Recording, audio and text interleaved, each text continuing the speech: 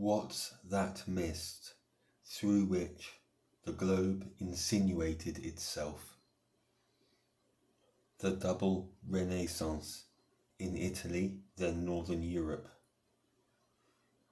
Suspicious and few individuals move within.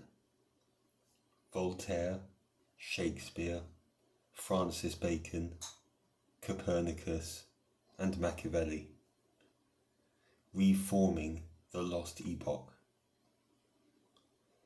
Perhaps this is why storytelling is so important to existent older culture. The elders knew these devils do sequential book burnings, flooding, melting down the metalwork and bells. Not that they were too primitive to know how to write on paper, or type on computers for that matter.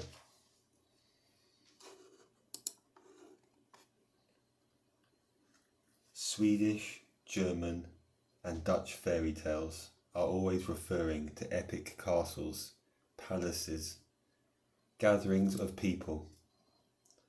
Britain, of course, has Arthur and his Round Table. They found a resurgence in the mid-18th century, especially in Gothic literature, and later the pre-Raphaelite painters, like a brief nostalgia before blowing the candle out. According to the records of Welsh kings prior to 1400, the years in question, they coexisted as representing the regions or counties that haven't changed: Ceredigion, Gwynedd, Gwent, Dyfed and Powys. That's from a genealogy according to Tempest Publishing, Gloucestershire, England. Peer-reviewed publishings come up with generalities such as the disintegration of the Roman, fragmentation of power, and emergence of new kingdoms. However, once said, all types of sophisticated urban architecture to rival England or France has to be accounted for.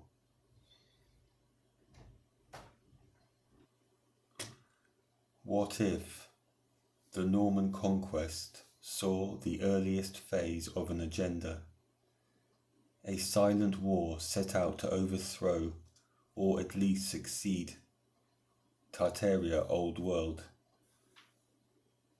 this coinciding with battles and revolutions? The Tudor Rose period, perhaps an interim for new leaders and prophets. Heneb, Diffie Archaeology, informs the reader Lampeter town formed a small cluster around a church in 1317.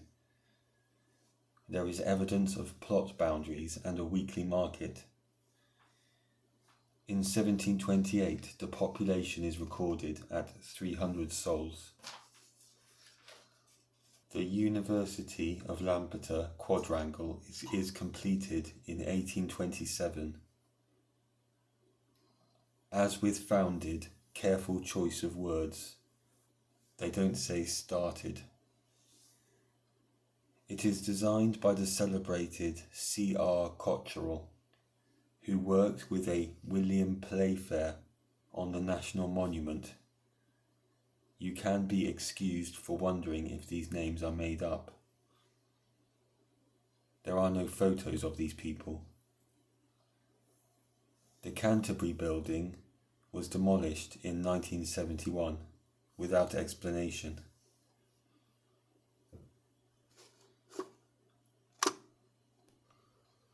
It so happens that moving all courses and students off campus is currently under consideration. Could be more of the same removal going on in the near future.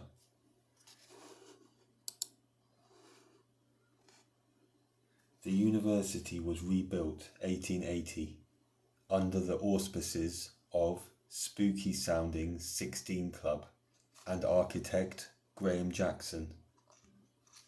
It is then refurbished, in other words, bits taken away and added, throughout the 1930s. Graham Jackson, 1835 to 1924. Unsurprisingly, hailing from City of London, Hampstead, made Baronet 1913. There's little proof of training, other than his father was also apparently a master builder. He studied classics and Latin at Oxford, duly inducted into Holyrood House Lodge, Scottish Rite. And then there's a photo of the Freemasons' Lodge where they hang out and drink wine. Not bad at all.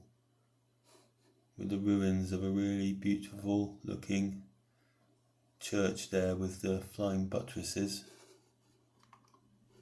And here are our good friends,